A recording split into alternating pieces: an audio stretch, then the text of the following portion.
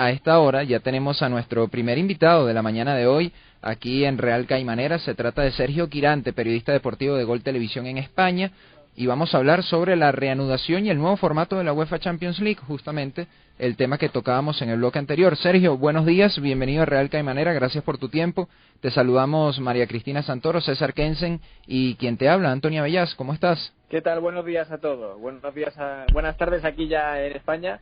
Muy bien, lo comentaba con vuestros compañeros, con buena temperatura. De momento en España no ha llegado ese calor asfixiante y se agradece, ¿no? Porque vamos a tener un montón de jornadas, de partidos, de semanas, de meses con fútbol, y cuanto más tarde llegue ese calor, ese bochorno, mejor. Es verdad, van a ser prácticamente 40 días consecutivos. En las transmisiones de la Liga podíamos ver que a pesar de que hay pausas de hidratación, la temperatura ronda los 20, 21 grados. Para Venezuela eso es frío, ¿no? Te imaginarás, porque nosotros estamos en el Caribe, pero para ustedes es una temperatura bastante agradable. Sergio, para entrar un poco en materia y aprovechar el tiempo del bloque aquí en radio, que siempre es contado, lamentablemente, ¿qué te parece, no, este formato express que propone la UEFA, que ayer incluso se confirmó que la final va a ser también en Lisboa, el 23 de agosto específicamente, y cómo ves también el tema sobre todo de los partidos de vuelta, de octavos de final?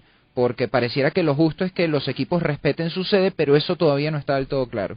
Pues primero de todo me gusta ese formato express, intenso, que ha decidido la UEFA. Yo creo que para el público es muy atractivo ver que la competición más importante a nivel de clubes en Europa se decida en tan pocos días, como si fuese una fase final de un Mundial o de una Eurocopa o de una Copa América. Y yo creo que para el espectador, incluso también para nosotros, para los periodistas, va a ser intenso pero muy atractivo. Otra cosa es cómo puedan llegar los jugadores, cómo pueden terminar de recuperarse de todos estos partidos.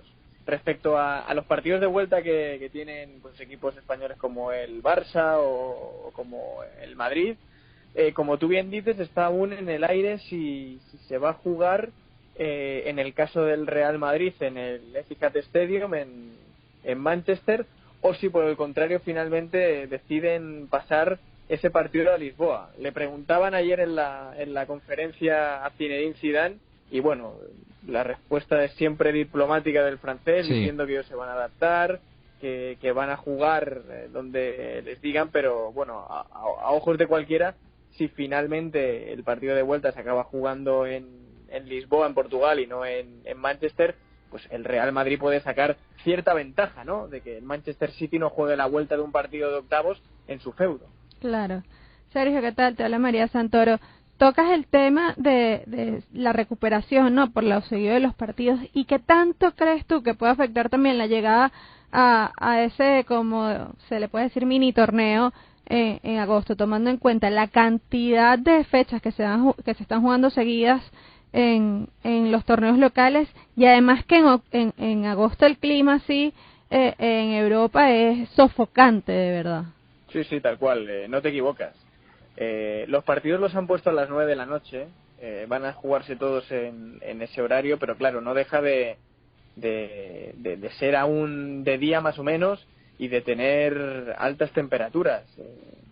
Esto va a ser algo importante que van a tener que manejar. Imagino que incluirán pausas de hidratación, como está pasando en la Liga, en la Bundesliga, para que los futbolistas no sufran. Como bien decíais antes, ahora esas pausas están sirviendo un poco para que los jugadores tomen un respiro y un descanso, ¿no?, después de un largo periodo de inactividad, más que sí, para una mera hidratación. Pero yo creo que para aquel entonces se necesitará y será muy importante. El tema del descanso, yo creo que van a tener que gestionarse de manera individual cada club. Es decir, la Bundesliga termina dentro de pocas fechas, entonces van a tener mucho más tiempo de descanso, si lo interpretamos de esta manera, de cara a los partidos de la Champions, o al revés, van a tener menos carga competitiva o menos ritmo porque su competición termina antes. Quiero decir, la virtud del propio preparador físico, de los propios técnicos, va a estar en saber adaptar cuándo termina la competición doméstica a cuándo comienza la Champions. El Paris Saint-Germain lleva sin competir prácticamente desde marzo, sí, y va a tener que jugar su primer partido importante en los cuartos de final de la Champions.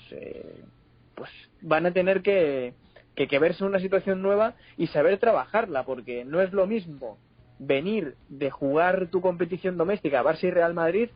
Podemos pensar que presumiblemente se estarán compitiendo el título liguero hasta la última fecha, algo que por ejemplo los parisinos no van a tener esa tensión competitiva hasta el propio día que jueguen el partido de ida el partido de cuartos de final. Claro, fíjate, esa es una de las preguntas. De hecho, ayer estuvimos comentando algo similar y la pregunta la vuelvo a realizar.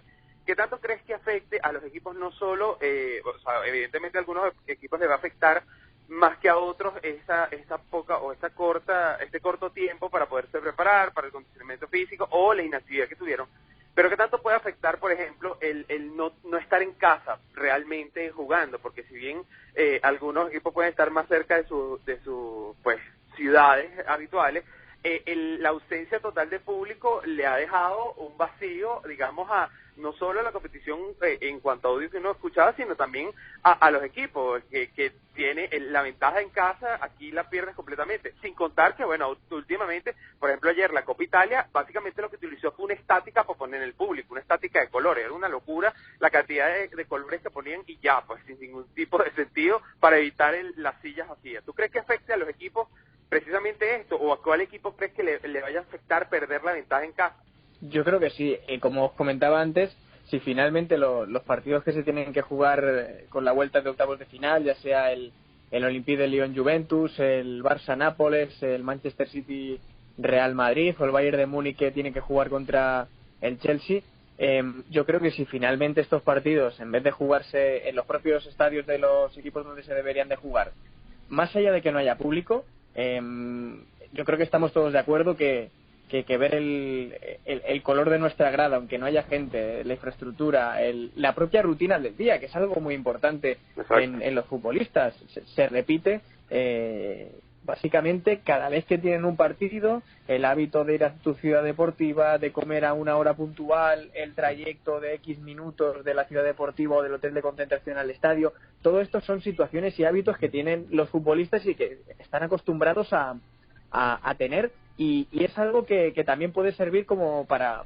relajar al propio futbolista, ¿no? De seguir su misma rutina y de que, bueno, ya adaptados a que no hay público y teniendo en cuenta eso, todo el resto sigue siendo igual. Ahora, si va a ser en una sede distinta, yo creo que varía todo.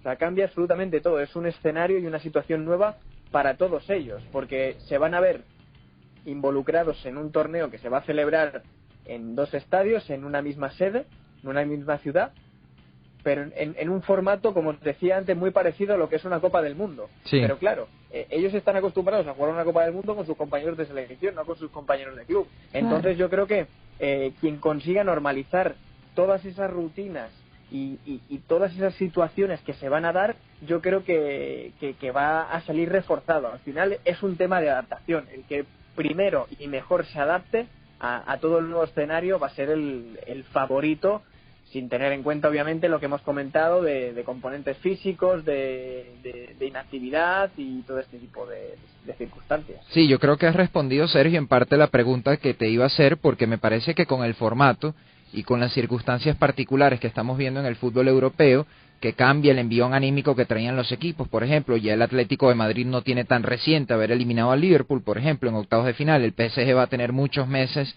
sin competir en partido oficial, igual el Bayern de Múnich, que en prácticamente 15 días ya da por finalizada la Bundesliga. Pareciera que ahora esta edición de la Champions es una especie de caja de Pandora, ¿no? No sabemos en lo absoluto qué va a suceder, más allá de los favoritismos que uno siempre le puede inculcar a algún equipo por su historia, por su trayectoria. Si el Real Madrid, por ejemplo, avanza de los octavos de final y remonta esa eliminatoria, sabemos que a Zinedine Zidane se le da bien esta competición. El Atlético de Madrid también por eliminar al campeón defensor, pero pareciera, y no sé cómo lo ve Sergio, para reforzar esa parte del análisis, que cualquier cosa puede pasar, ¿no?, este año en la Liga de Campeones. Sí, tal cual. Yo creo que por eso va a ser más atractiva para el propio aficionado, porque no sabemos realmente qué patrón seguir, ¿no? De qué fiarnos. Si del buen momento del Bayern de Múnich, como tú bien apuntabas, durante estas 3 primeras semanas, donde ha pasado por encima de todos los equipos y ha ganado la Bundesliga casi sin despeinarse. Si nos quedamos con el buen momento, la euforia que tuvo el Atlético de Madrid remontando al Liverpool, si con el buen juego que pueda desplegar el Barça en estos partidos, la pegada del Real Madrid o la mística, ¿no?, que tiene el equipo blanco para este tipo de competiciones, sobre todo con Zidane en el banquillo, es algo que no podemos prever. Y eso, entiendo que por un lado al aficionado y al propio periodista, ¿no?, que va a seguir la información y que va a tener que contar todo lo que suceda, le va a parecer más atractivo, ¿no?, por ese componente de sorpresa, de que pueda suceder cualquier cosa. Y por otro lado, lo dicen los entrenadores, cuando nosotros los espectadores vemos un partido de fútbol que termina 4-5 para el equipo visitante, que ha habido muchos goles, muchas ocasiones, muchos contraataques, muchos espacios a la espalda, al aficionado le gusta, pero el entrenador termina el partido diciendo prefiero que esto sea un 0-1, claro, que no tener tantas ocasiones y demás. Por eso, claro, yo creo que a los cuerpos técnicos, a los jugadores, es una caja de Pandora, no se sabe bien cómo va a suceder, y no tener esa fiabilidad o la sartén por el mango les puede generar un néguito, y para el aficionado es completamente lo contrario. No, y ya vemos cambios radicales. Vemos a Cristiano Ronaldo con el pelo largo, a Messi sin paro, a quién sabe si vemos un Zidane con pelo. Esas son cosas que uno no sabe. Claro. Sergio, muchísimas gracias por tu tiempo, fue un verdadero gusto conversar contigo, gracias por esta radiografía también, no solo de tu opinión sobre este formato express, ya lo decíamos coloquialmente, de la Champions, sino también de lo que pudiese suceder, porque efectivamente el momento de los equipos es muy distinto, y el mejor ejemplo de ello, por ejemplo, es el Napoli, que ayer ganó la Copa Italia, y al momento de jugar contra el Barcelona, pues estaba pasando un mal momento en la Serie italiana. Muchísimas gracias, Sergio, que tenga feliz tarde. Un placer y un saludo para Venezuela. Bien, escuchamos a Sergio Quirante, periodista deportivo de Gol Televisión en España, hablando de cómo va a ser la parte final de la Liga de Campeones, partidos de vuelta, octavos de final en las llaves que así lo requieran, y luego de los cuartos en adelante, partido único, eliminación directa en Portugal, en Lisboa.